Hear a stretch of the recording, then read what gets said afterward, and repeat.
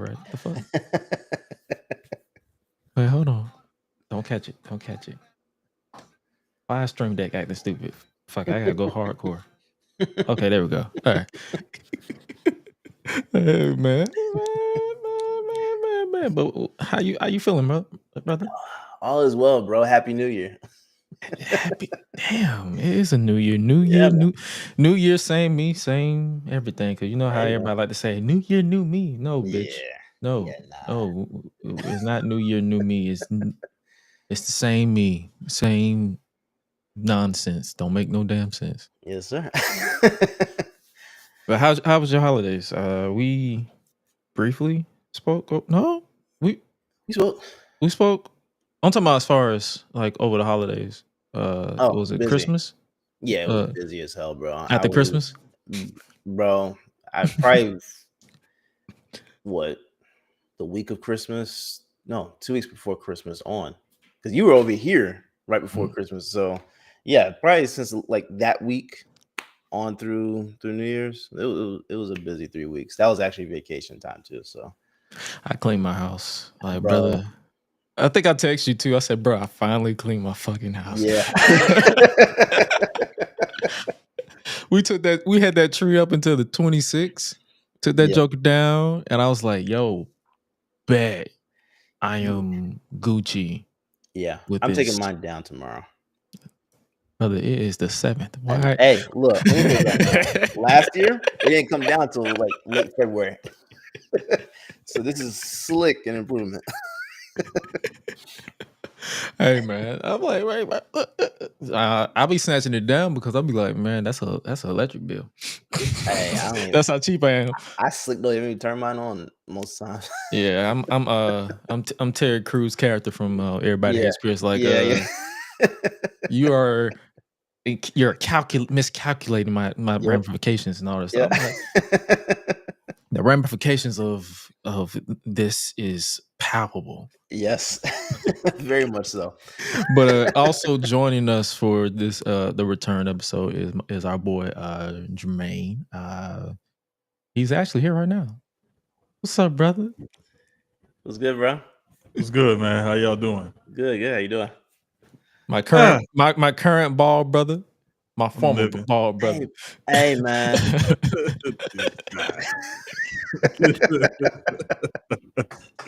I'll be back. Yeah. For Halloween, he wants to do something. And he was like, bro, I just need an excuse so that I can shave the rest of my head. I'm like, okay, all right. Oh yeah, y'all see that. That's gonna be a good one. Yeah. Oh wow. That's gonna be a good one. You gonna do the blonde streak? Yes. Oh god, yeah. He really gonna need a reason to do this shit. Yeah, I'm going all in on it. Hey man, when I dedicate myself to a character, I dedicate myself to it. So you going all in. I'm going all. If you're not going all in, why do it? Facts. Hey, more power to you. More power to you.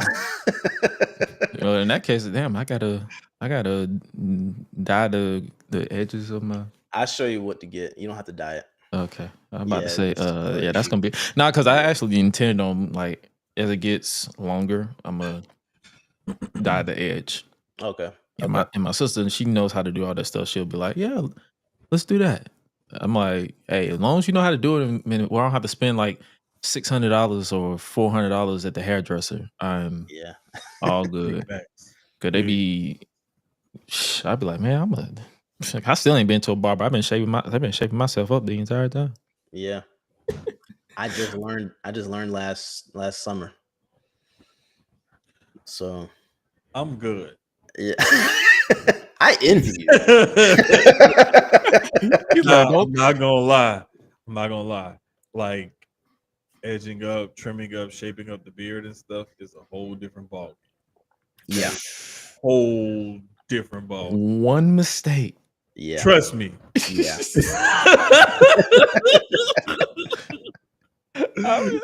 Trust me. Yeah. You have to mess it up to do it right. Man. Oh man, look, you'll learn by looking at yourself in the mirror every day. Oh yeah. And it's a constant reminder, like, damn. Yeah. I did this to myself. I never do that again. I'm gonna make sure I Yep. And whew, It's horrible too, man. I shaved this up. I was like, bro, I'm so glad I got over the shaking hand syndrome. Yeah. Because if I was, I'd be like, and then because one time I actually had to shave my entire mustache, just my mustache, because I like cut too much when I was lining up over my lip. I was like, damn. So I had to rock the beardless look the mustacheless beard for a while. So man, hey, I think my worst since I've had like a full thick beard. I was trying to like trim like some of the hairs around the corners of my mouth around here now. And the guard that I had on it was more or less for my mustache. And I went a little too far down. And I was like, oh well, I'm committed now. Like, gotta do it. Gotta do it. I just left that guard on, did the rest of it, and it was like, screw it. You gotta start over. But exactly. I mean, what else can you do? Yeah, it's just like, what else can you do? I mean, technically, you could go out there looking jacked up for a while, but I don't know if anybody really wants to do that. You can go through the ugly stages for the locks or the hair. Yeah. For the beard, nah. Yeah. Just go ahead, because I'll be making fun of my own damn self. Bump what y'all saying. Trust me, I've done it before, and I've like, man, like I've gotten some good jokes off against myself. Like, the stupid stuff I've done with my facial hair. So trust me, it is the thing. But ladies and gentlemen, we ain't gonna keep y'all waiting too long. We're gonna go ahead and hit this button and get the show on the road. Ladies and men.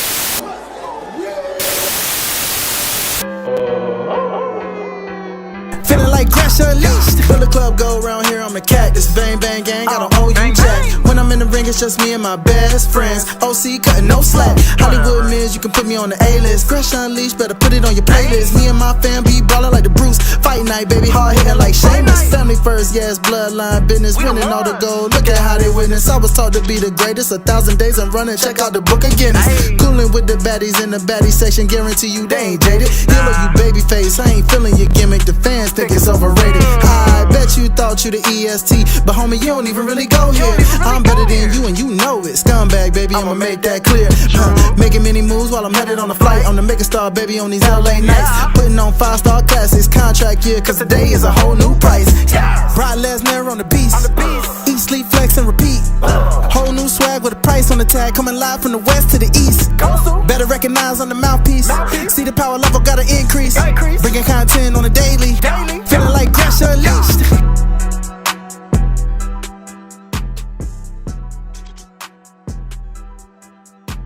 Greetings and salutations, ladies and gentlemen, boys and girls, non-binary pals, baby mamas, baby daddies, and everybody in between. Welcome back to the Gresh Unleashed podcast. Well, happy New Year, first and foremost. Joining you as always is the voice that does the most, the purveyor of mischief, Gresh. And joining me is a stacked panel, if you will. They are representing various forms of cultural society in today's climate. You already know these are two of my good friends. Starting off if you're looking in the video format, starting off to my left, he is none other than one of my best friends. He is the founder and owner of OTS Media Co. He is none other than Derek Myers Jr. What's good with you, brother? What's good, bro? How you doing? You already know. I'm trying to fully recover from this injury that I've been dealing with for the past week. So I'm at 95 right now, so I should be good to go next week. But we are not alone, ladies and gentlemen.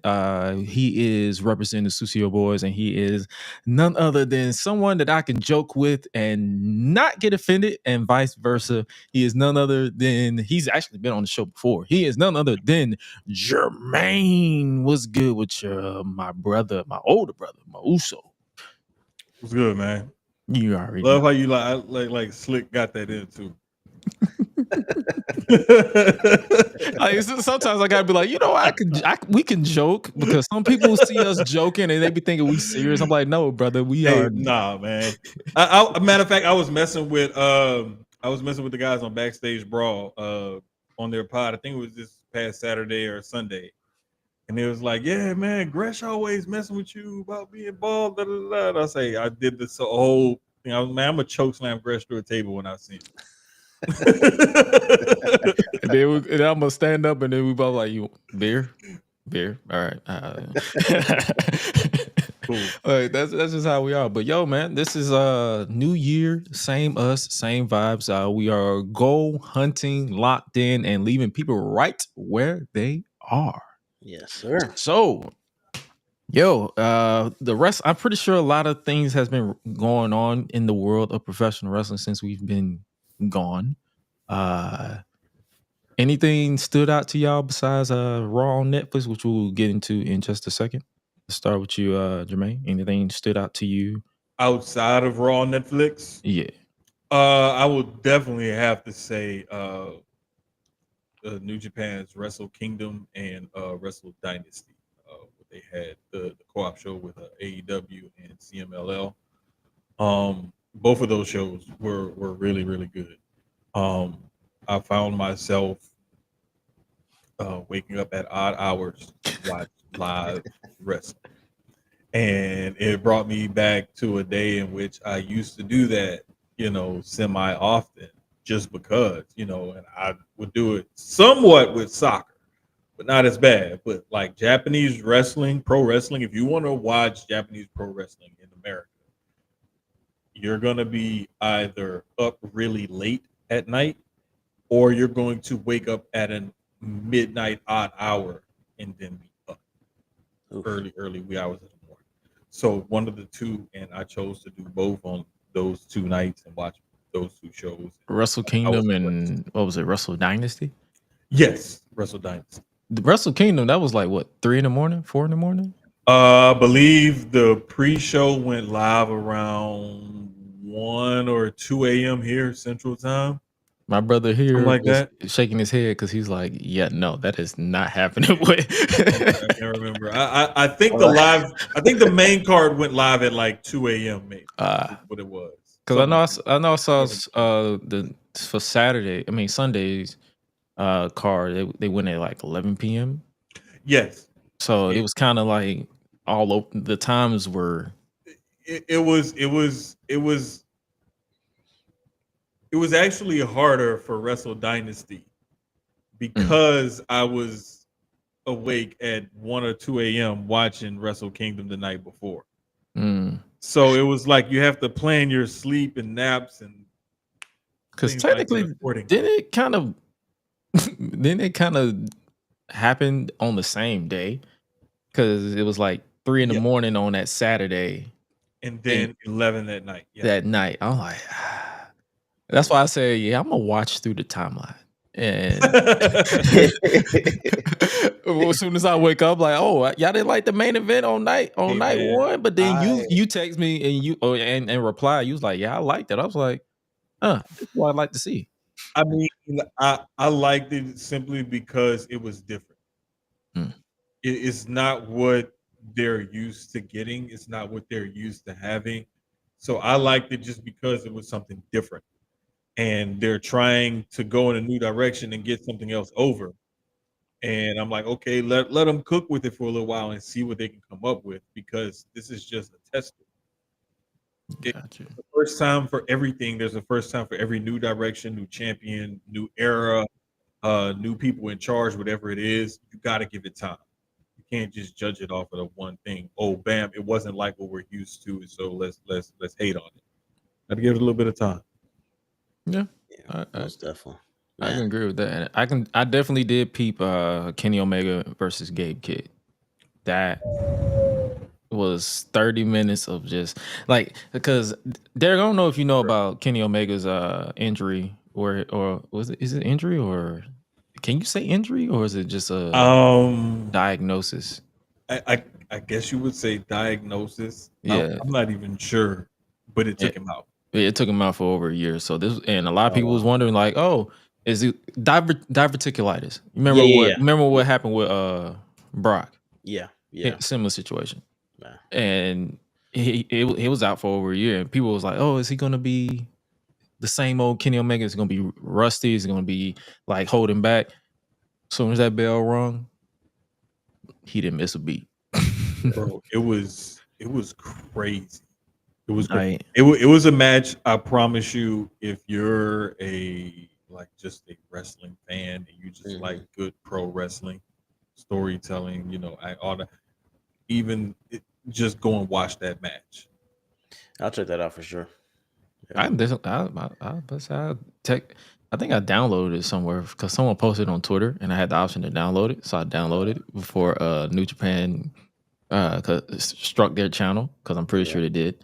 Because one thing you don't do is, that's why I never do retrospectives on New Japan stuff, because 1 millisecond. See, I got away with a millisecond of Chris Jericho when I did that Jericho versus Mysterio retrospective a couple months ago. I got like a millisecond of him holding the IC title because I mentioned him, I referenced him, but I immediately switched to a picture. so I was like, "You not finna catch me. You not finna." But nah, that's the reason why. Because they will strike your channel even if you post a screenshot or a GIF. Oh wow! So that's why I always, if you ever see New Japan stuff on my social medias, it's because I reposted it from them. Directly. I'm like, you're not about to no. Nah. But yeah, wrestling overall, I feel like a lot happened. Like World's End was actually pretty solid since we've been away. Like we definitely covered over on the Public Enemies podcast, and I'm pretty sure it'll definitely be something that is still going on. Like the John Moxley stuff is still kind of confusing. I don't know what they're going to do with that, but it's just whatever with me at this point. Like I'm about to just, when I throw the hands up when it comes to wrestling, that means I'm not going to complain about it. That's the reason why you don't see me like bitch about Chris Jericho anymore on social media, because I'll be like, yeah, I got it. It is what it is. It is what it is. I don't do gimmicks. I don't do engagement farming. Like if I don't work with, I'm like. But I mean, there's sometimes, like you said, some things you're gonna like, some things you're not gonna like. You either engage or you don't, and it's just that simple. Keep it moving. Yeah, like, we're adults here. Like, come on now. At the end of the day, I'm like, let's just focus on the good stuff. And speaking of good stuff, how were we feeling about Raw on Netflix? We messing with it? Yeah, I overall, yeah. I'm gonna be honest with you though, man. This 3-hour time window, bro. Like Jesus Christ, man. You want to know when you really feeling your age, man? Like you work all day and then it's from like 8 to 11. Like, bro, come on, man. That's the one thing I will say. I do like that Triple H said that it's not like a full-time constraint. So right now, that's the first one on Netflix. I give it to him. 3 hours, cool. But please, bro, don't make that a I took a power nap before. Like I think as soon as I got back, I think I slept for about 2 hours because I got off early, like an hour early. So I was just like, okay, starts at 8. It's 5 o'clock. I can at least be up by 7:50. Yeah. Woke up, rolled over. It said 7:45. Like, bet. That is Hey, man. And I went right downstairs because I had my setup, but then I was like, I'm gonna watch this on the TV because my 4K is downstairs. So I'm like, I'm gonna watch this on the TV. And when I tell you that was so crisp, like Raw on the I was expecting lagging. I'm not even gonna hold you, man. That was my biggest thing. I was waiting for the buffer, man. If we didn't get it, it was crisp. They learned their lesson.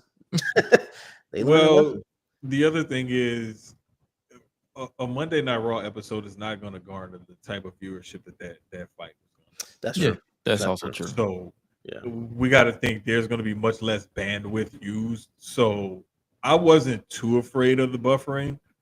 However, I was just more or less like, are we going to have connectivity issues for other reasons, like people trying to log in and stuff like that, or trying to access it or something like that, like it won't load up for them. Like not once it loads, it'll play, but like trying to actually get into the website. Kind of like when HBO Max would premiere Game of Thrones. Game of Thrones and The Last of Us, bro. And The Last of Us, like that thing, it would be like a chore to try to get into, log into, because everybody was trying to log in at the premiere date and the premiere time at the exact same time. So, and what annoyed me with that was, I'm like, this ain't even live. So what's the problem? This is on demand, but this being live and we didn't get no, like, everybody logging in at the same time issues. That was pretty cool. I was cool with that. Yeah, I like it. What? So, two things though, design wise. Mm-hmm. The new mics. Yeah. One, do you guys like those? And two, what do you think about the referees' shirts? Jermaine, I'll let you start. The referee shirts were interesting. Yeah, because I did notice like a little like this is for a presentation for the mat and the ropes. Yeah, because you look at the different design, there were white ropes, and there was a black like mat type of ring mat in order to pop the sponsors logos. So the whole camera presentation has to be different with the refs in order to separate them more. They can't wear the traditional black and whites. They had to wear something slight bit different in order to go along with that aesthetic. So I did pick up on that. Yeah. I like those too.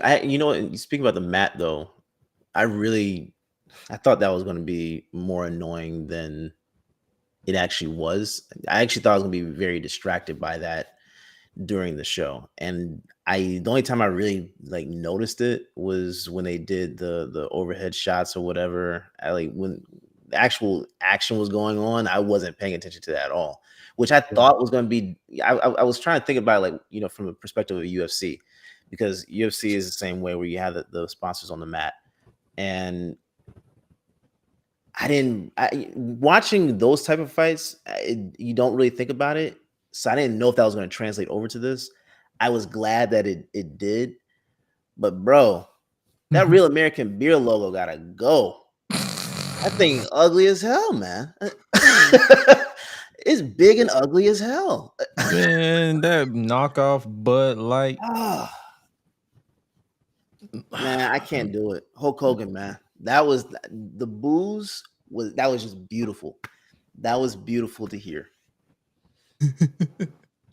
But no, to answer the question, basically we're gonna get back to that because I got some I got some things to say, because I actually went to go get food when he came on TV. Like, people thought I was playing. I dead ass got up and got some food. I'm like, I'm hungry all of a sudden, and I wasn't even that hungry, but I made myself hungry. Confession: that was the one part that I fell asleep on that I was glad I missed.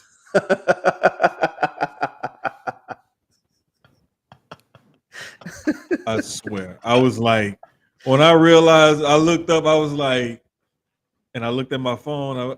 Oh, cool. I missed that. I gotta go back and watch that shit. And apparently you didn't miss nothing but booze and him saying the same old bullshit he been saying. Exactly. So, and the funniest thing is, like, people out there engaging in farming with posts like, did Hulk Hogan deserve that? Wow, look at Hulk Hogan got food.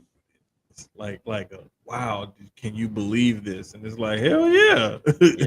And everybody like responding and quote tweeting it like, he should have got it worse. Like, they were nice. So that's what annoyed me too. I ain't even gonna hold you. Like, everybody thinks everything is political, when that is further from the case. It's the furthest thing from the truth. Like, It ain't got nothing to do with his politics. Because the reason I say that is because the Undertaker was just out there before him, and he got cheered. Yeah, Big pop. It's 9 to 10. It's just you just a piece of shit. That's all. Don't That's all it nobody is. fuck with you. It Yeah. don't matter who you vote for, because I'm pretty sure half of that locker room voted the same way he voted for. Yeah. But at the same time, it's like he's just more known to be a piece of shit. And he got what he deserved. Point blank, period. And if you want to argue with it, you can argue with the wall. We stand with what we said. He got booed because he's a piece of shit. He used to throw his weight around during the peak of his career that y'all like to bring up all the time. He used to throw his weight around. So many people that probably should have been more popular but didn't, because he was like, "You gonna steal my spot, brother?" So no. And that's just the name of a few, based off of interviews and documentaries and all that stuff. So it's like, that's how I'm saying. This is his karma coming back to him. Because if you look, I saw someone they said, if you look at WrestleMania 18, The Rock versus Hulk Hogan, you got one of the biggest pops of the century. And you look at Raw on Netflix premiere January 6th, ironically, 2025. He got one of the most ironic boos.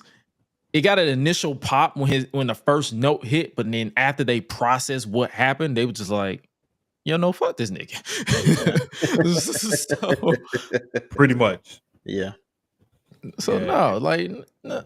Matter of fact, did y'all peep what Pat McAfee and them said on about him on his show? No. I saw him making a joke about it. Bro, I gotta play that clip. I gotta play that clip, man. Like, a lot of people didn't see that clip, but I got to play the clip because that shit was funny. And I am getting a heads up that one of the stars of last night's show is actually doing a live press conference. Let's head over to that right now. I believe Hulk Hogan is doing a live press conference to address everything that happened last night. Hello and welcome to this press conference that I've called the day after arguably the greatest day in my professional career. Last night, tens and tens and tens and tens and tens of millions of people watched the Hulkster bring the house down on WWE Raw to usher in the Netflix era in the Intuit Dome. It's the greatest night of my life.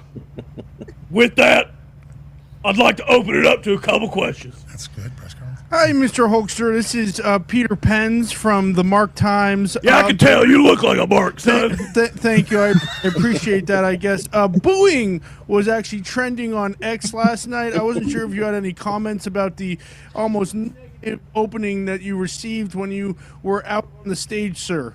Thank you. Well, yeah, if you think those were boos, I can tell you're a fucking mark, okay? I've been doing this a long time, kid, and you get used to the Hulk Hogan. Now, I will admit, I heard a couple boos smattered across the crowd, and I'll be honest, I had no idea the people in L.A. hated Jimmy Hart the way they did. They took one look at him with his stringy hair, stupid sunglasses, and the way he was half-assed waving that flag around, and I should have expected it. Those liberal marks out there can't stand a MAGA champion like the Hulkster. But again, they weren't booing the Hulkster. They were booing Jimmy Hart. Everybody loves the Hulkster, dude.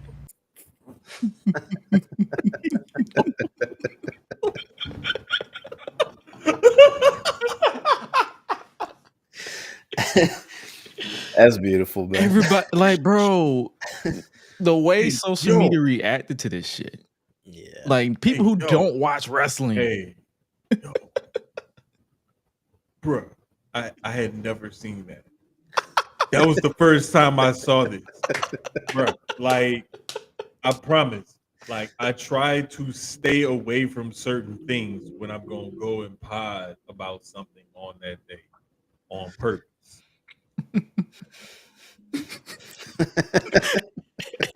that was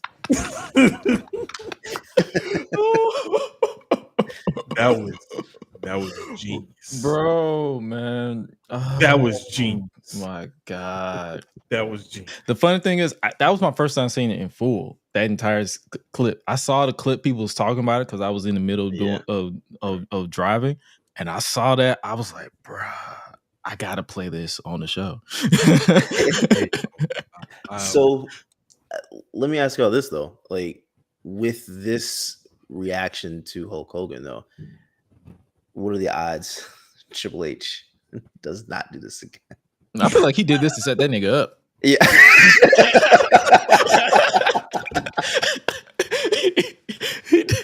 he definitely set that nigga up. Oh, yeah. Wait, but if you follow like the marketing, everything, right? The feeler was already put out. Yeah. A week or so ago. Yeah. Right. And so they decided, okay, whatever their data response was, let's go with this. Mm-hmm. And they roll him out there, and you're thinking, okay, yeah, Hulk, Netflix, they're gonna want him, whatever. We got this, whatever. Let's just roll him out there too.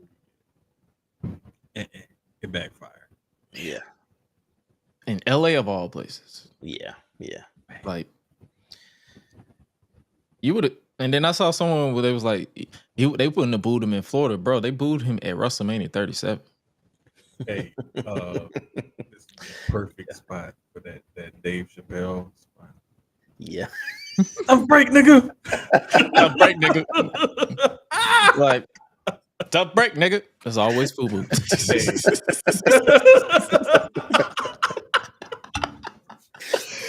Listen, man. Oh man, bro, the reaction to just that entire thing is just made my night and my morning, because everybody was just clowning this man left and right, and you can tell it physically got to him because he sped. I have never seen when someone said they've never seen someone speed through their notes humanly possible as he did. As soon as they started booing him, he sped through everything, and then he got to "what you gonna do," and then he did the ripping of the shirt, like, brother, and started flexing, and then you can tell it bothered him because he turned around and just started.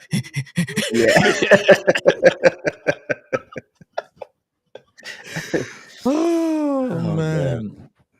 But the moral is, like, we don't spend too much more time on him. Like, everybody who just assume that it's political is not 100% political, but it's deeper than that. And yeah, I think it's part of it though. It's a part of it for some people, but for other people it's more. And it's like, it's okay to, and this is the last thing I'll say, it's okay to hold him to a standard, because he did revolutionize the industry in some way, shape, or form when he went to WCW in the 80s. But that's that. Yeah. This is now. We don't need to see this nigga no more. Yeah.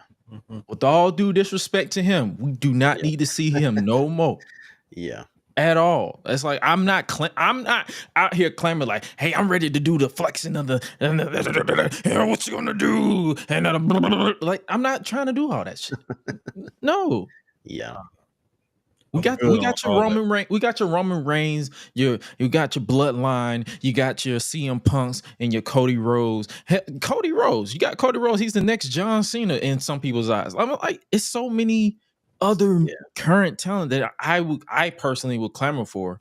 And yeah, some people still clamor for those 80s and 90s, but it's just like, some ones you don't have to bring everybody. Yeah. So I agree. Speaking of Roman Reigns and Solo Sikoa, what are our thoughts on the tribal comeback? Because your boy was dismissing it based off of the 2023 match that happened with Roman and Jey Uso at SummerSlam. That shit was ass. This, however, they went the smart route. They basically took Roman versus Cody from WrestleMania 40. Yeah. Put it here. And just like switched a lot of roles. Roman was in the role of Cody. Solo was in the role of heel Roman. Then interference, you had pretty much the new bloodline, the OG bloodline. Then you had Kevin Owens coming in because he still had beef with Roman, even though he became a hypocrite because he said he despises the bloodline, but he decided to help the new bloodline. Then Cody came out. It was a whole bunch of interference because I was like, Yeah. that's why I laugh when people was like, oh, when they originally created the tribal combat, they was like, oh, there's no interference. Yeah, we can't do that. We need interference. So, but yeah, how would you guys rate this match out of, I guess you could say, out of the 2 tribal combat matches that we've seen so far? I don't know if you count the Bloodline Rules match as tribal combat because it's so many nicknames to no DQ matches. For the same match.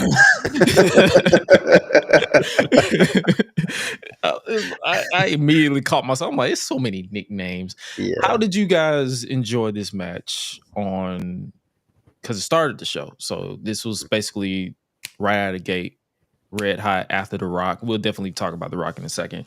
But how did you guys enjoy this match from just your perspective? Start with you, DJ. The match itself I thought was good. I thought it was good. Because I actually thought they were possibly going to go the route of Solo winning that one, because of the build-up for Solo over the last couple of months. So I kind of figured, and seeing him hit his stride where he actually is starting to get funny and stuff like that over the last couple of months, I just figured they were going to probably go that route. I wanted Roman to win, so I was glad to see that. I will say the only disappointment with this wasn't the match, it was after, which I'm pretty sure we'll talk about in a little bit. But overall, the match was really good. Man. Yeah, I like the match because they gave Roman and Solo some time to go one-on-one. And not only did they give them time to go one-on-one, but to have the mics in there to pick up on the conversation that was happening, so you can pick up on the ring psychology as they're going back and forth. This further helps establish Solo as this, dastardly, heel that can oppose Roman when he's beating him down, and then he's talking to him and telling him these things and everything. It's more or less like just continuously putting himself over in the middle of the match while working the story of this match. So it was a lot going on there if you just really deep dive into it. But I just like the way the match was laid out. They did play the hits, and playing the hits sometimes is good, but as long as you kind of change it up to fit what you're trying to do on that particular night with that particular story, it works, and it worked for this one. Yeah. And speaking of hits and all that jazz, The Rock, or I should say High Chief Dwayne, made his way out here cosplaying as The Rock. Because what did we think about this opening promo that he gave us? He was basically he was in his corporate hat. We did not see the final boss that we saw at Bad Blood or at WrestleMania. He was dressed as the final boss. He had the same vest on that he saw at Bad Blood. What do we think? What do we think about this direction that they're going? Like, do you feel like this was just to introduce the casuals and then get back to business when he's available again, or do you think it's just like, hey, I'm not going to face y'all at WrestleMania? Because a lot of people was under the impression that Rock was showing up for this to kind of like give you a hint of where the direction that he's going for WrestleMania, but he started off by acknowledging Cody Rhodes as the man who's been carrying the company for the better part of the year, and then he gave him a hug, and then after Tribal Comeback, he crowned Roman Reigns as Tribal Chief and gave him a hug, and I'm like, So there's one or two. That's the reason why I asked the question the way that I did. Is like, do you feel like this is just letting them know like, hey, I'm not working WrestleMania, Or is this a case of like, hey, I am working WrestleMania, but for now, you get corporate because we got to sell the new audience on Netflix. Yeah, I think it possibly could be that. Because don't one part that I was kind of confused about was the beard, because it looked like it was struggling to get in, right? And that's usually not The Rock's. That's not what we're used to seeing with him. And I don't know. I was a bit confused with how he came out. If you're gonna come out as a final boss, come out as a final boss. You're gonna come out as Dwayne Johnson. Come out as Dwayne Johnson. Yeah. I'm not with that whole mix up right there. Don't cosplay. Don't do that. I prefer he didn't show up at all if this is what we were gonna get. I don't want to see you hugging Cody. I don't want to see you saluting the Netflix bosses. I want to see you like being ruthless and look at you now, boy. Yeah. Yeah. Like the say hello to my roads thing was like, it was like a little hint, but yeah, I don't like him being and behind the scenes. I think he shared some shots of Terramana with Cody too. It's like I don't like don't show up. Look, we don't need to see any of that. We don't need just be the cutthroat final boss that we need to see right now. If the buildup is for WrestleMania, if it's not, then I really don't know what this is all about. To be honest with you, yeah, no one does.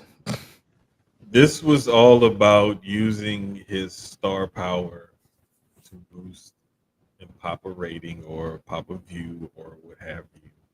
He's also a board member at TKO. He just bought some stocks, some shares too. Yep. Exactly. So I believe his total is over 40 or 41, $42 million worth of TKO stock at one time. Damn. So he has a heavy investment into the company. I ain't mad, bro. I'm just saying, like, so him performing in this role was just to take advantage of his star power, interact with these guys in the storyline, and just put himself out there just in case something should happen to pop off, and I can be available for Mania. I don't know if I can. I don't know if I can't, and I know I need to appear. Let me just come out and fulfill my role corporately and diplomatically. Yeah. So that way, if anything should happen to pop off, we can use this as a turning point to turn that storyline up for this match. Yeah. This is true. Like, that's all I'm saying. Like, that's all I had, because it's like, part of me was like, oh, so he's facing neither. But then I'm like, you know what? I'm gonna see, because we still got Royal Rumble in February. Then we still got 2 months after that until WrestleMania. So I'm like, maybe something will change. Maybe he'll pop something will change between the Rumble and I think it's Elimination Chamber, or something will change between Elimination Chamber. Like, if we get past Elimination Chamber and he is not involved with somebody, then I already know he's not going to wrestle at WrestleMania. Yeah. Because one thing he does not do is last minute stuff. Yeah.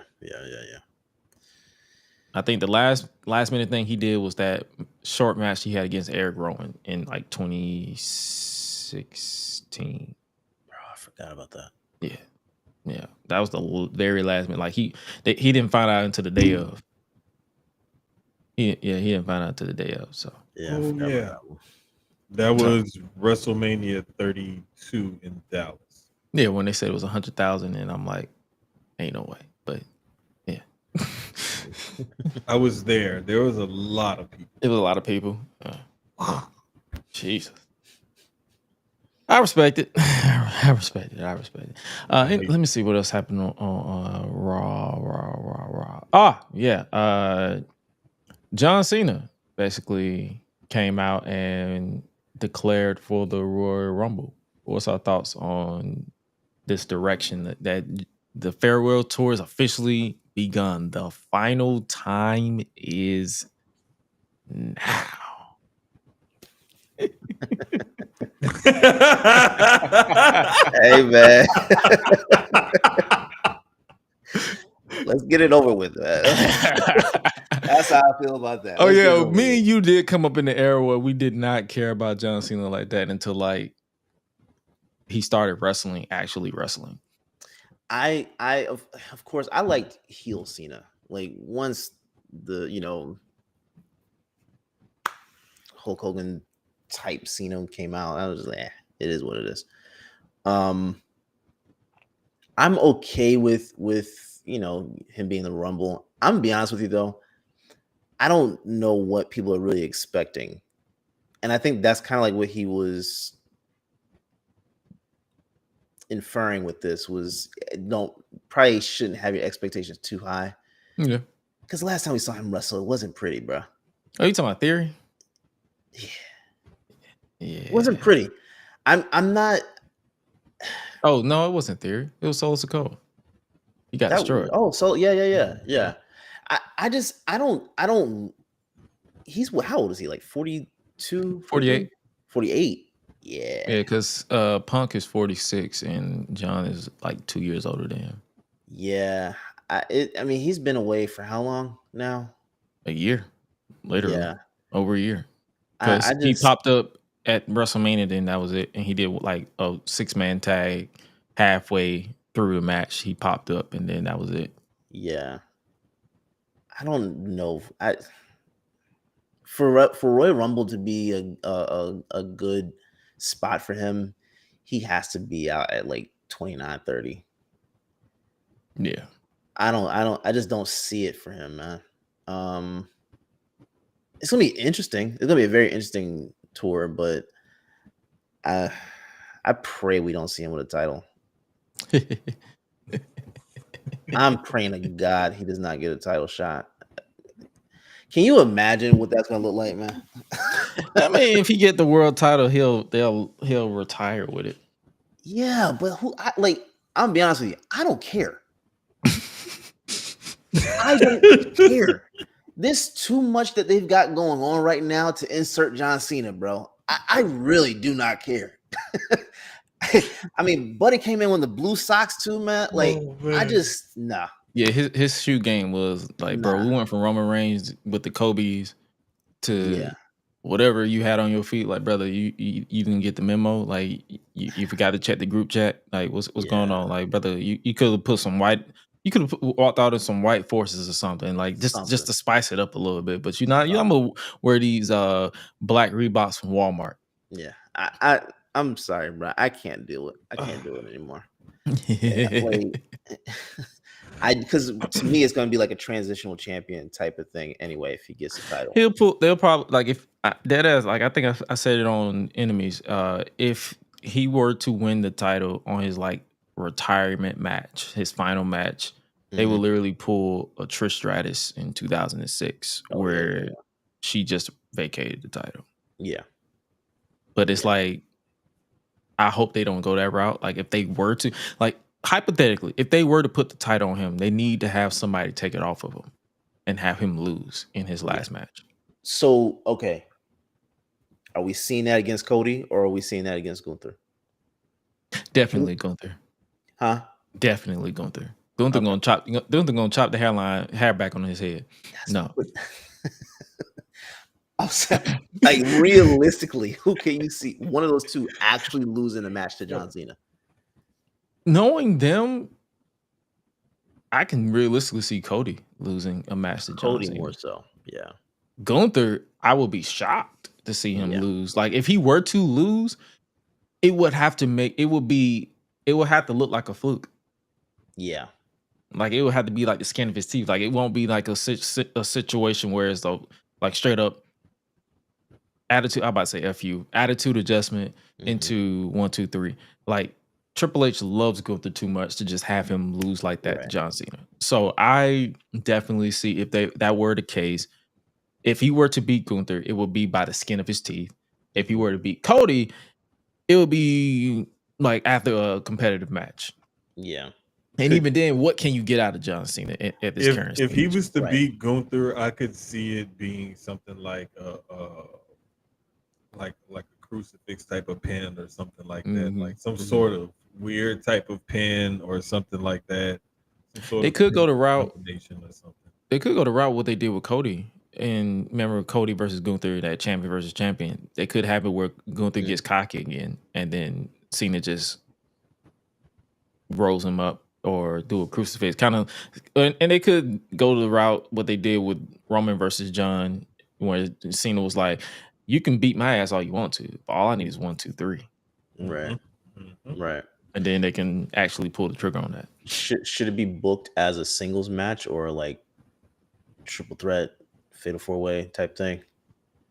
Me personally, I would put it in a fatal 4-way because, like I said, you have to hide John's limitations because he's not where he was 5 years ago, 6 years ago, when it was like SmackDown Live, when it was like AJ Styles versus John Cena. He's not there anymore. And if anybody's eyes can see that for the last 2 matches he's had. Yeah. But if they want to do that one-on-one match, I definitely see him. He's going to get his ass whooped. Yes. for a majority of the match before he picks it up and then gets that win. Yeah. But it's all about how they structure and how they get you to be invested if that was the route they go. But right now we got John Cena in the Royal Rumble. And hell, he even said on the Raw post show, I saw a clip.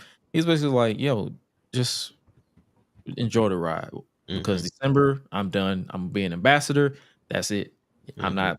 You can these jorts. This get up is never coming back." I'm like, he looks like the type that he's legit when he says never. Oh yeah. So if he were to say that he don't want to be world champion, I would not be surprised if he was like, "Yeah, no, I'm good." Yeah. So, yeah. I just hope we don't see it. I'm gonna be honest with you. I just don't care. I really don't care, bro. I don't care. The build up, no, I don't want to see it. Speaking of build up and execution, Rhea Ripley is finally women's world champion again. Yes. After defeating Liv Morgan. Thoughts on this? Because I ain't gonna hold you. I barely paid attention to the match because I've been checked out of this feud since Bad Blood. Yeah. So it was like, I'm like, yeah, y'all go do y'all thing. Just end it. Yeah. I actually thought at Bad Blood was gonna be the ending of this. So I was kind of mentally checked out too, but it was always going to end up with her getting that title back. I mean, just that was a given. Please, we don't need to see this match anymore. I think we're good on seeing them one-on-one at least for the next 5 years. Oh, I agree. Jermaine? I'm glad Rhea Ripley got the title back because now we can set up something big for her for Mania. The whole Liv Rhea thing needed to be put to bed. Now that we've put that to bed, let's move on and see how these storylines develop, the characters involved. Yeah. Anybody else thought that Raquel was out there dressed like an extra from Wild Hogs?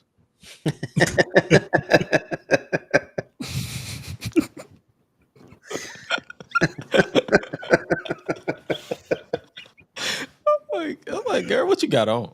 Oh man.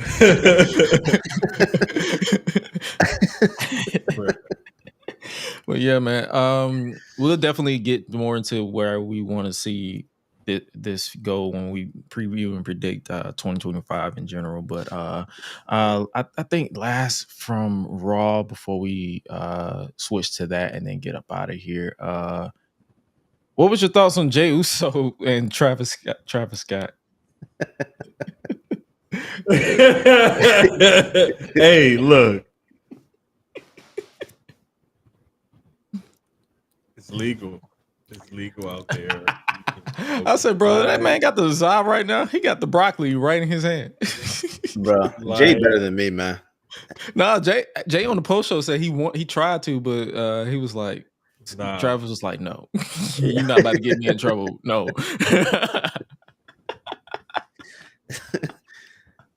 We are officially on the Netflix era where we're smoking blunts, and all he was missing was an Enter the Sandman and a single board king. Yeah. That man would have been straight up the Sandman, the way that we saw all that. But yo, man, Jay is, and it's like if you were a casual person and you just casually tuned into Raw on Netflix, you would think Jey Uso was one of the biggest stars in wrestling. The way that the crowd was just reacting to this entrance. Yeah. Oh man, easily. Yeah. Easily. You look at this guy and you're like, oh man, I want to know more about this guy. I want to watch some of his matches. Who is this guy? Yeah. You instantly go into Google mode.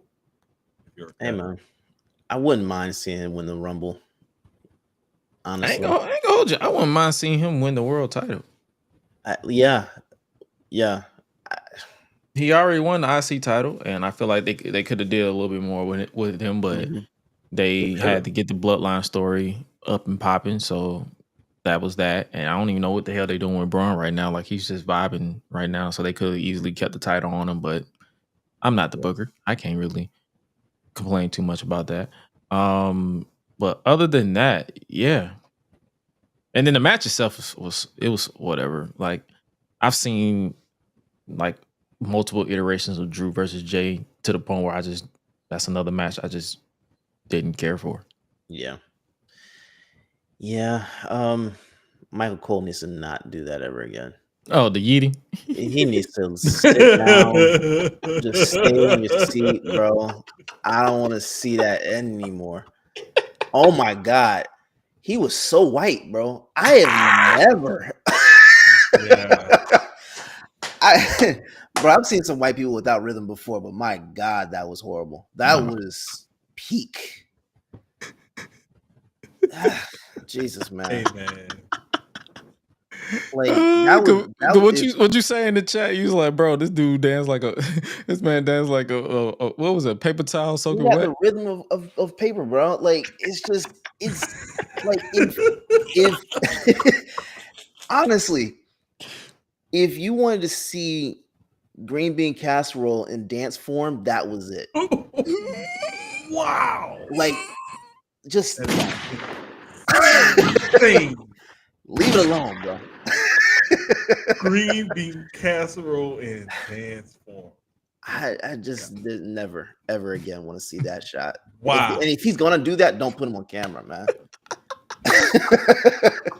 McAfee, he's cool. Like, his rhythm is ass too, but it's not. It is, but he looked black compared to Michael, bro. Like, come on, man. He had a whole black family at home. The way he was dancing compared to Michael Cole, bro. What are we doing here? Stop, man. Hey, yo. I mean, he ain't lying. He's not lying. So it's like I can't even. That's why I'm laughing so hard. I'm like, he's not lying. Like, so, I respect it. I respect it, brother. I respect it. He ain't lying. He's not lying. But yeah. And then we got the main event: CM Punk versus Seth Rollins. That was everything I expected it to be. Like, it was. Yes. I was one, two things. I was worried that Punk was gonna get injured. I'm glad that didn't happen, because one thing, it's like I'm always nervous with that man. But so far, he's been good in this run. No injuries. He's focused on the world title. Where does that leave? And it's like it leaves that question, like, where does that leave Seth Rollins? Because a lot of people are on the perception that this would be basically the first of a trilogy. But I'm like, Punk beat this man clean as a whistle. Yeah. The only way that they would run it back is if Seth just snaps and just forces his hand. Yeah, there was no controversy with that. I don't know. I mean, I think it's smart how they're booking Punk right now, where you're giving him some time off. So I think that's going to play very well into the longevity of this run with him. That's another guy that wouldn't mind seeing win the Rumble. But Yeah, I don't know, man. I don't know if we're gonna see 3. I'm not mad if we do because they did a great job with that match. That was a really fun match to watch. But I was nervous for both of them. I ain't gonna lie. Jermaine? I liked it. I really did. And one of the main reasons why I liked it is because they told a good story. They had a little bit of violence, a little bit of actual wrestling. But one of the little subtleties in that match was the actual finish. Was the exact same finish that Punk used with Mox in AEW when he beat Mox. Mm. So to use that exact same finish on Seth, when he beat Seth in WWE on this episode of Raw on Netflix in their first match, I thought that was a poetic. Very much. Yeah.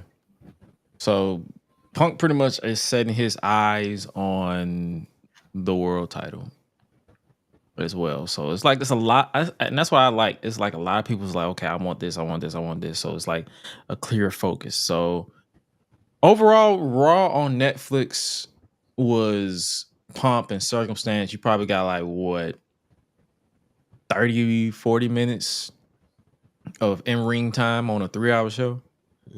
But it was mainly used to introduce new people to the product. So if you had to grade Raw on Netflix, what would you grade it? Let's start with you, Jermaine. Where are we going? What's our scale? 5 for great, 1 for drizzling shits. So 5 to 1. I give it a 4. Okay. I give it a 4. What about you, DJ? Yeah, I give it a 4. I'd only knock it for Hulk Hogan, but yeah, give it a 4. If you acknowledge Hulk Hogan, I give it a 3. Yeah. But since I don't acknowledge him, I give it a 4. Yeah. Solid 4. It was fun for what it was. Like if you just enjoyed it for what they gave you and not try to nitpick it and pick and choose what you wanted, like wanted this to happen or this to happen, you had yourself a good time. If you those wrestling fans that like to nitpick everything, you probably hated it. So it's either the beauty behind wrestling is it is subjective. So yes. And speaking of The Rock just showed up on NXT. So there's that. But that's our thoughts on Raw on Netflix premiere. Like, hopefully they basically what do we expect for Raw on Netflix going forward? Like, do we expect them to just like more of this, or you feel like they're going to get in the stride with things?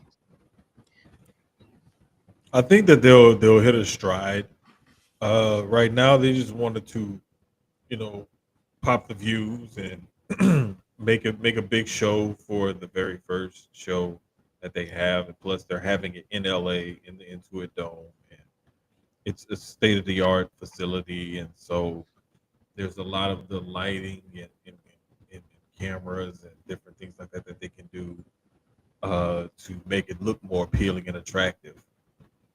So this was all about just a big show and, like a peacock popping its feathers out, look at my feathers, look what I can do. This was this type of episode.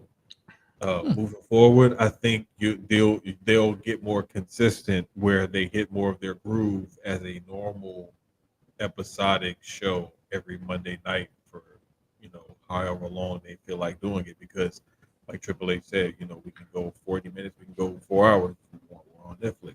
They don't give us a restriction. So just probably 2 to 3 hours moving forward with commercials, of course, because we saw that they had commercials. What was your thoughts on those commercials? Because those commercials kind of took me out a little bit. I was like, all right, again. Bro, at least do the picture in picture, man.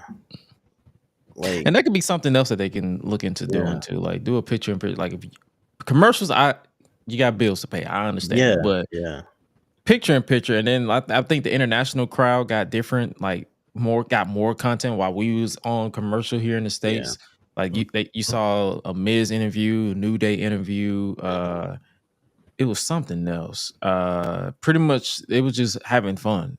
Yeah. Xavier Woods said Drake won the beef with Kendrick, and I'm like, he's lying. Mhm.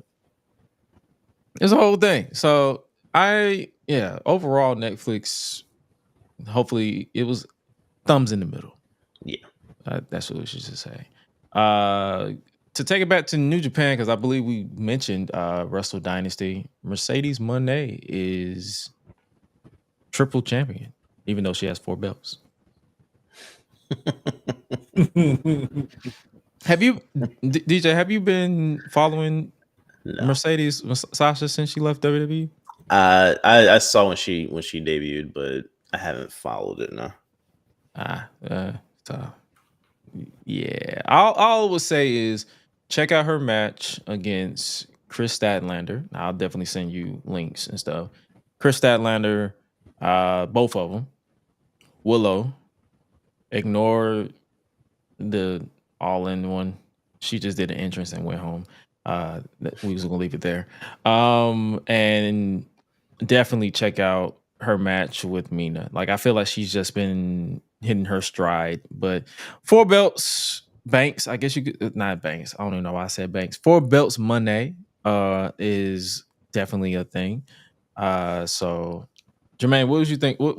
What is your thoughts on Mercedes right now as she stands for you as a triple women's champion? Even though that 4th belt is a retired organization, but that's another belt for her to hold.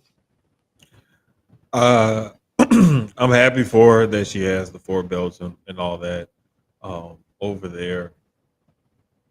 The presentation and everything and the matches that she can have is more towards geared for her and her style, because she doesn't have to talk much or what have you. And it's not as much promo involved in getting the match off and selling a good match.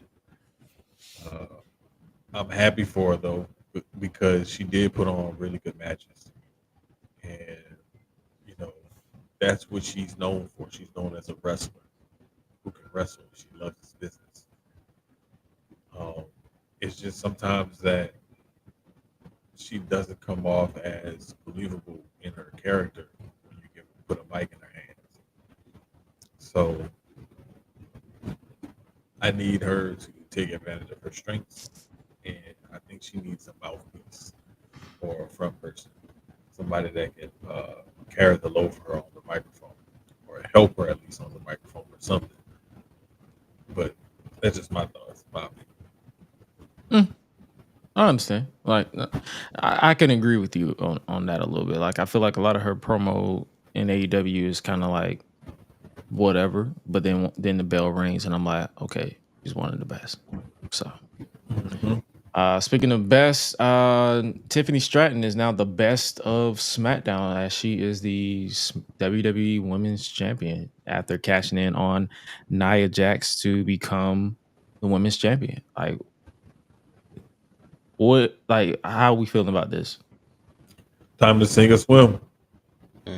Yeah. They gave you the belt. It's time to sink or swim. Yeah. Former NXT Women's Champion, now you the World Champion. Yeah, let's see what you can do. Everybody was like, they was calling for it. They said she's next, she's next, she's next. Everybody kept saying, oh, she's so young, she's so good, she's this, blah blah blah blah blah. All right, she cashed in. She got the title. Can you run with it? Yeah. We'll see. Pretty much. Yeah. That's what I'm saying. Like, I can't add to that. Like, very well said. Like, that's all you can say. It's like it's time to either sink or swim. So, last 2 things before we do our preview and just pretty much overall landscape of everything. Royal Rumble is in Saudi Arabia next year. For those of you who don't know, it will be in Riyadh, Saudi Arabia. That will be the first time. It is not canon with the greatest Royal Rumble that took place in 2018, where Daniel Bryan's chest looked like raw ground beef. That doesn't count at all. So yeah, this would be their first time. So if you are listening to us over in Saudi Arabia, because I believe I saw some stats where some people are listening to us over there. So if you are, this is something definitely for you guys to get excited about. The women will be dressed as Power Rangers, but that's besides the point.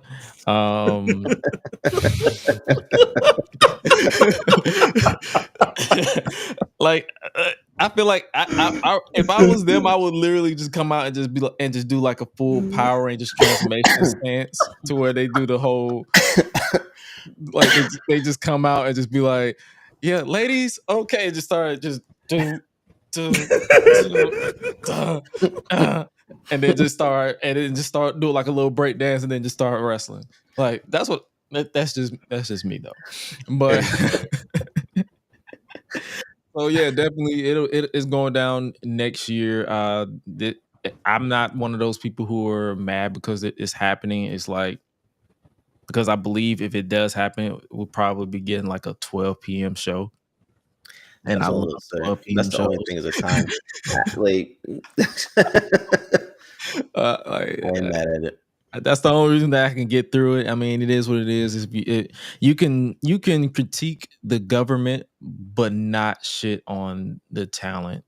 Mm-hmm.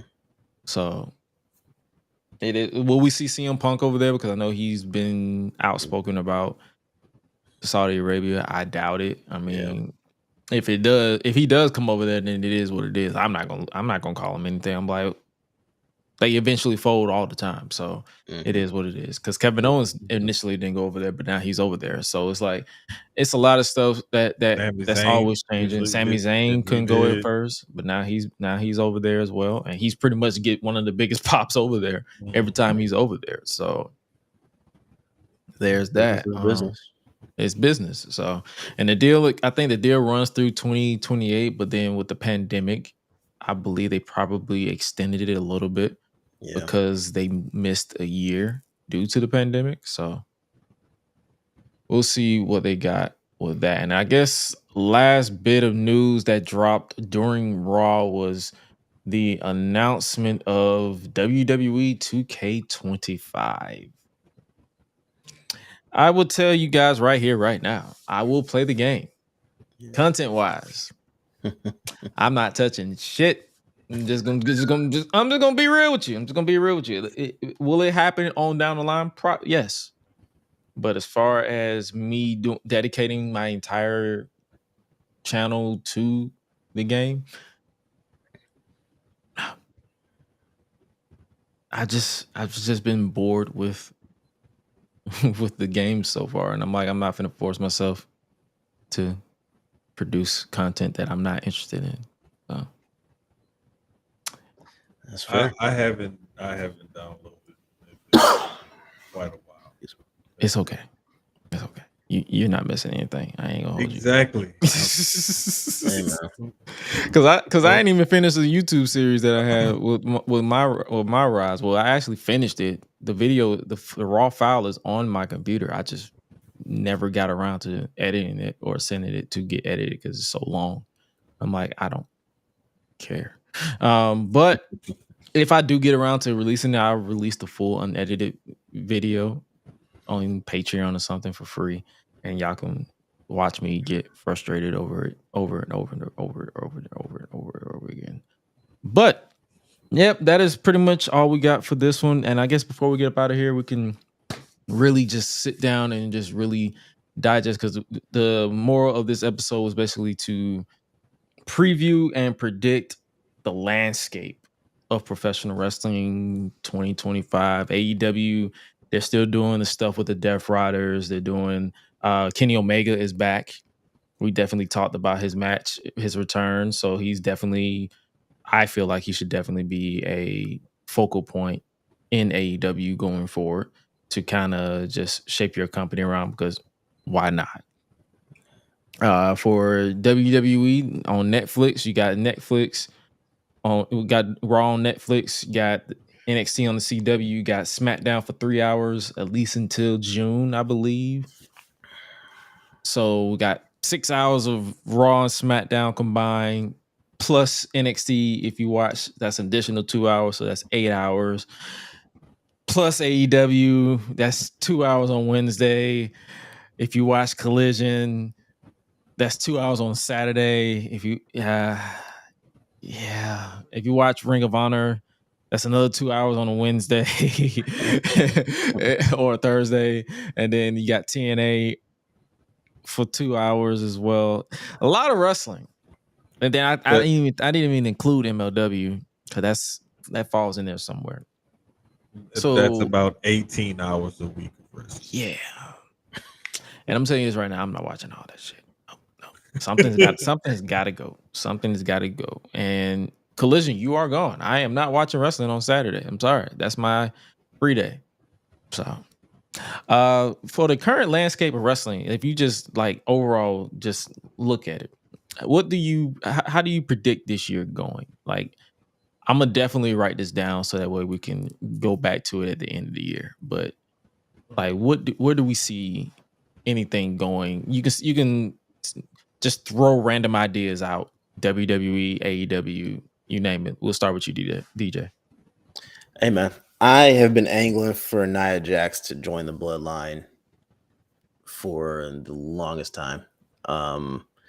I want to see her join because, again, I think if I want to see the Bloodline as the greatest faction ever, and I think they have to dominate all divisions, all titles in order to cement that. So I want to see that. I want to see her get in there. Would love Naomi to get in there because, why not as well? Just to add some more flavor to the storyline because I don't know where the Bloodline goes from here. So, we'll see. We'll see what happens. I mean, there's going to be a new Samoan coming in pretty soon anyway. Like almost every 3 months we got a new one coming in. So why not add to the story?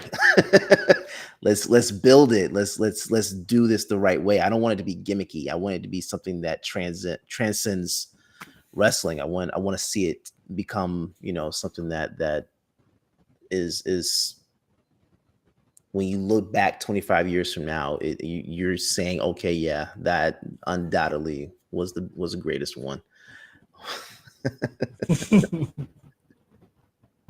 Yeah, you definitely gonna need Travis Scott Blunt for all that wrestling. Yeah. I'll end on that one. What about you, Jermaine?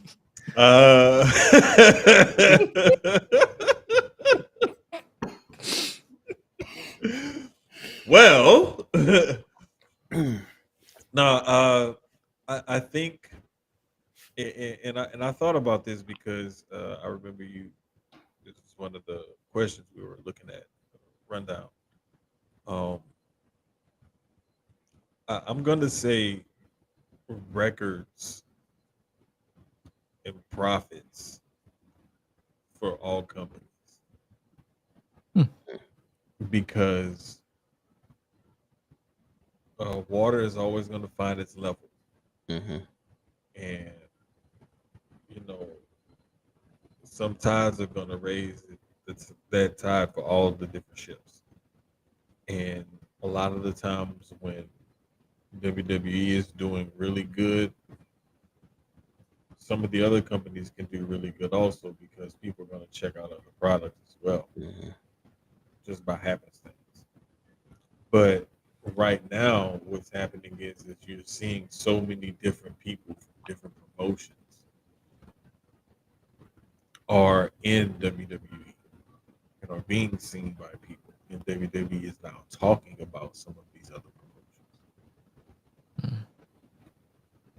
People are actually going out and looking for these other things. So, and these other promotions are doing a good job of promoting themselves. There's a lot of access and whatnot. So, I see the business in a healthy spot, and I'm hoping it gets healthier, and that's what I'm looking for this new year. I think that there's room and there's a space for the business to continue to grow in a healthy manner, where everybody has a little piece of the Okay, I can see that. Right, especially with them joining Max and AEW joining Max, and then Netflix, that definitely increases their chances. And I believe they've distributed over 50,000 tickets for the Royal Rumble in Indianapolis. So the desire to purchase tickets to these shows are definitely heading in the right direction. So the prices are kind of like, but it is what it is. Oh shit, yeah. Well, one of my predictions for 2025 just came to fruition. Julia is the new NXT Women's Champion after defeating Roxanne Perez. So that's one. But I guess my another prediction for me would be we're definitely getting Roman Reigns versus CM Punk at some point, be it WrestleMania or SummerSlam. Yeah. And as far as like bold predictions, I already broke Public Enemies on Thursday when I said Tessa Blanchard would be in AEW or WWE by the end of the year. I definitely see. I'm just gonna throw this out there because I just want to see it at some point with Nikki Bella making her return to WWE. I definitely see AJ Lee popping up in some way, shape, or form by the end of the year on WWE TV at some point. I can see that. So CM Punk, AJ Lee versus Seth Rollins and Becky Lynch. Because Seth is gonna get too personal, and AJ's gonna step in and be like, you know what? Fuck you, Punk. Yep.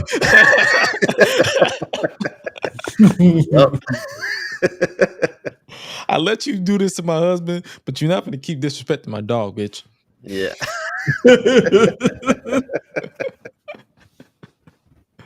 Anything else? Anything else you can think of?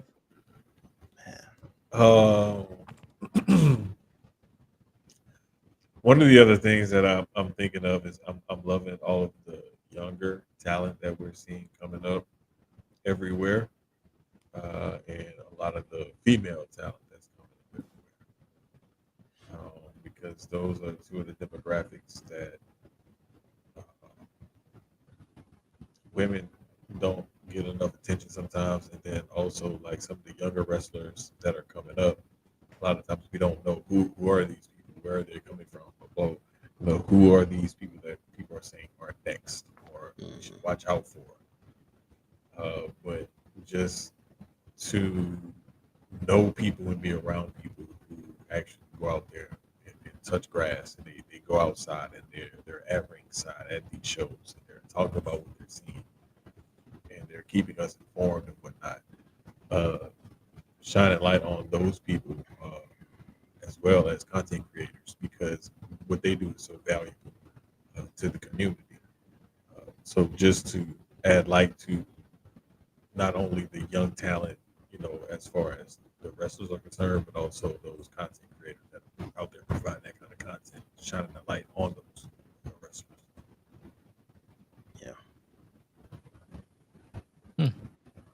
Yeah.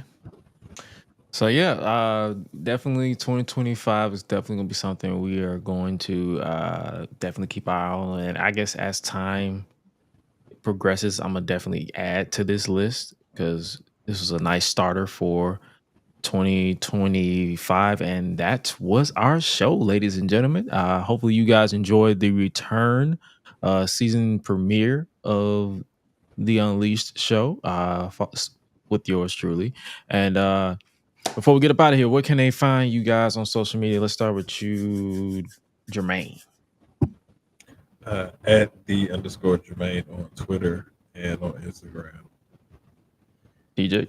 Yes, sir. You can follow me at OTS Media Co. all social media platforms. I have personal this at Derek OTS, Derek_OTS, but I more so post on the other one. So and at Sucio Sports with the Z, and it's at Sucio_sports. I think on Instagram. Yeah. This was a new time for us to test it to the waters. I put up a poll before the new year, and people was like 7 p.m. seems like a solid start time for us. So if you guys enjoyed the 7 p.m. start time, we'll definitely keep it. If you want us to revert back to our 9 p.m., 9:15 p.m. start time, which I hope you don't, we will definitely do it. But 7 p.m. is definitely our default going live, and we definitely won't be long-winded because your boy is also on Public Enemies podcast with Graham, CJ, Jizzle, if you will, and Waco Kid, Ben. So definitely you'll definitely get my opinion, because I saw someone in the comments say wasn't really feeling Raw. I prefer AEW.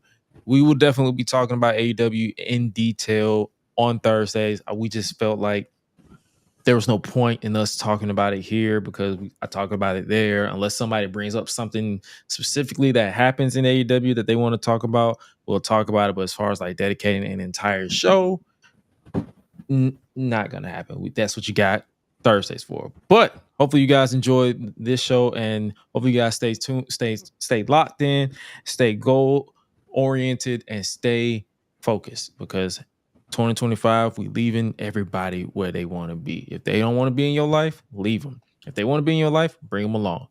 Everybody's in your life for a reason and a season. If their season is up, don't hold on to it. Just keep it focused and keep it locked in. But with that being said, hopefully you guys enjoyed this, and you make sure you guys stay safe out here in the streets. Happy New Year once again. And I will see you guys on Thursday for another episode of Public Enemies Podcast. You can follow yours truly at Gresh, AO is Gresh everywhere else. Gresh Unleashed Pod on YouTube. So make sure you hit that subscribe button and the like button if you're watching on YouTube. And with that being said, you guys stay safe out here in the streets. And remember to always eat, sleep, flex, and repeat. We out. Y'all be